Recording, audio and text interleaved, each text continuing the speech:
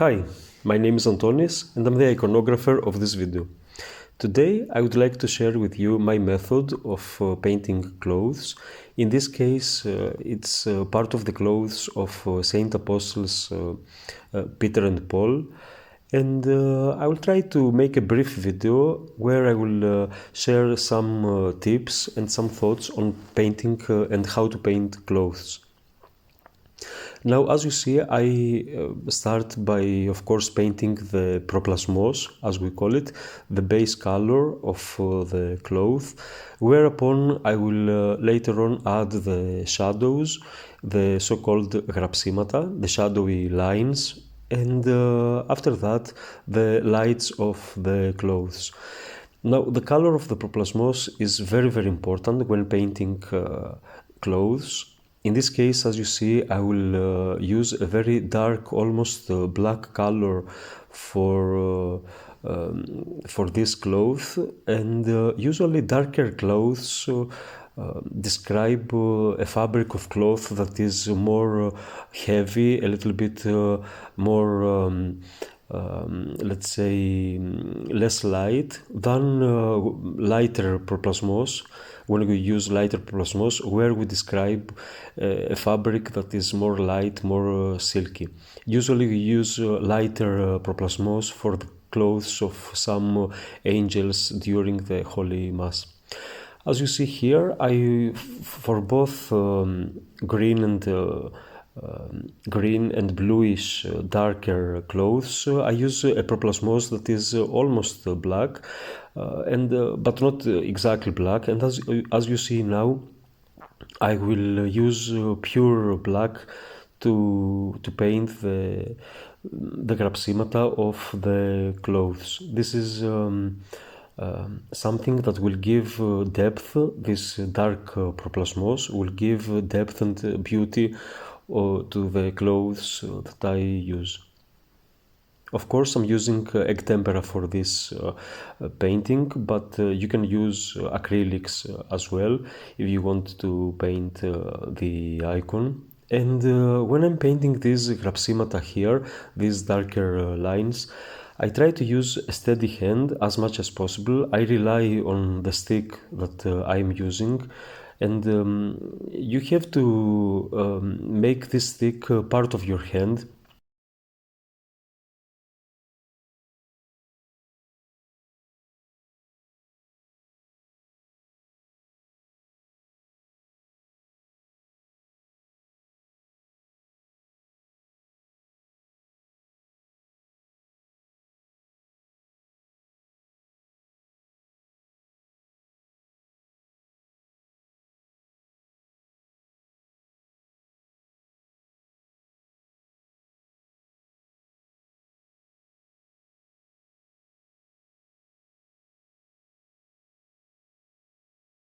To make it feel very organic as you use it.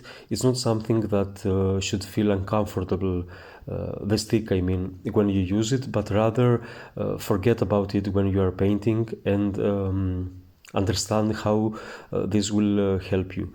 This comes with practice, and the more you practice on the stick, the better you'll be on it, the more you will forget about it, and your lines will be steady and beautiful.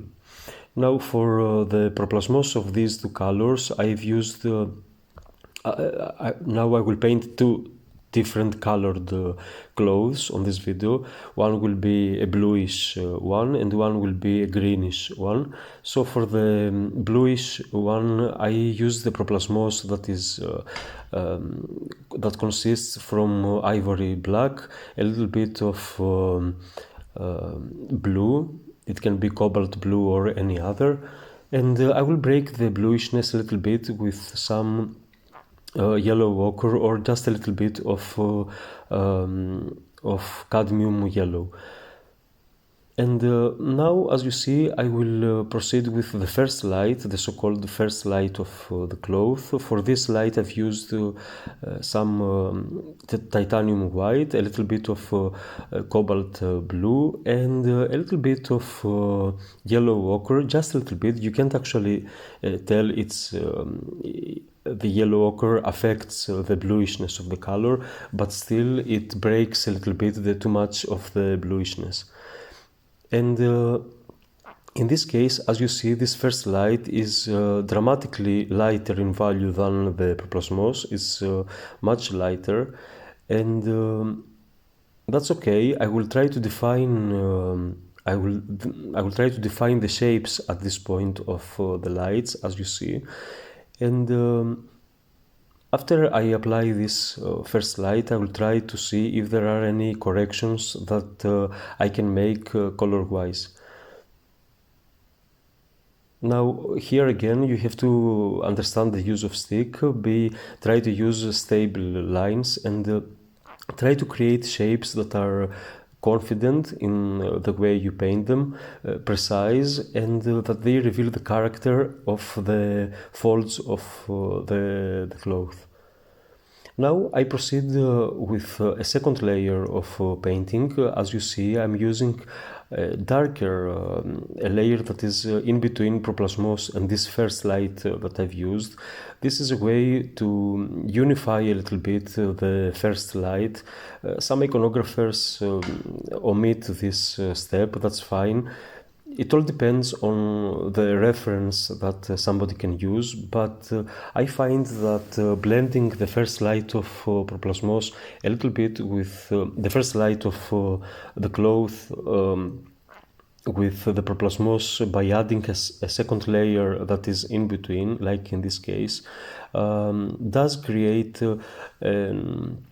a sense of volume, a better sense of volume of the cloth, and makes the icon to look a little bit richer and more nice. Now this in-between color that I'm using here is of course a mixture of the color of proplasmos and the first light, and I will add a little bit of egg tempera solution here, or you can add a little bit of acrylic water to make it more thin. It's, in my opinion, it's very important, and I often use it, this step on my clothes. Not always, I can say. I can sometimes omit this step, but I often use this in-between color.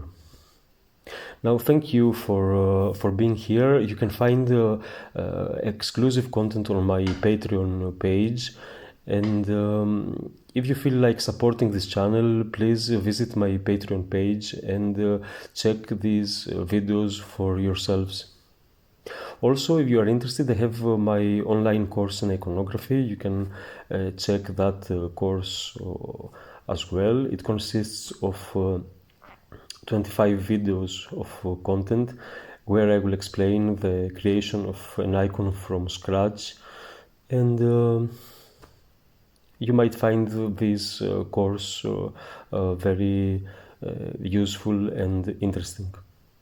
Now I will add the second layer of light. It will it can be also my last layer of light. This is almost white.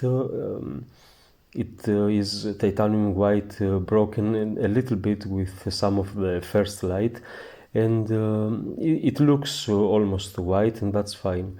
Now what you really have to take under consideration when you paint clothes is that the lights should feel that the one layer sits organically and nicely on top of the other, that the clothes do make sense. These shapes of light that we use, they make sense, and they do describe the volume of the body underneath. It's very important. Try to understand what does the body underneath does, what are the muscles doing, and which parts of the clothes should be in light and which parts of the body should be darker. It's something that you have to feel when you paint clothes, and again, feel free to do some corrections and go back and forth if you feel that some shapes do not correspond to your reference, to how your reference painted, or to the anatomy of the body. So if just to explain it a little bit better, you have to have a sense of anatomy. You have to have a sense of how the body is, and feel it deeply in you, and then paint the clothes on top. This will immensely help you and to paint better clothes. So here I started painting the first layer of light on my greenish cloth, and again it's the same principle. I'll try to use a stable hand. I will try to create these shapes of light that have a beauty, that sit nicely on top of my proplasmos. And as I said before, I've created these straight lines of shadow called grapsimata, as I said, and I will further straighten them or define these darker lights by the shapes of the light. I will try to further beautify, let's say, or make them look more stable and always at the same thickness by creating these shapes of light around them and defining them in a more straight, more nice, more stable way.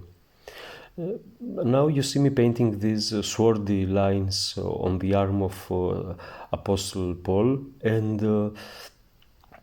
this is something that of course is instructed by me by my reference, and but I also feel free to add some elements just a little bit, or try to understand how in my icon things look better. Sometimes things in our reference work perfectly, but in our icon they just don't. So we always have to make some little adjustments and try to see if what we paint really does make sense and really does reveal the beauty of the forms of cloth.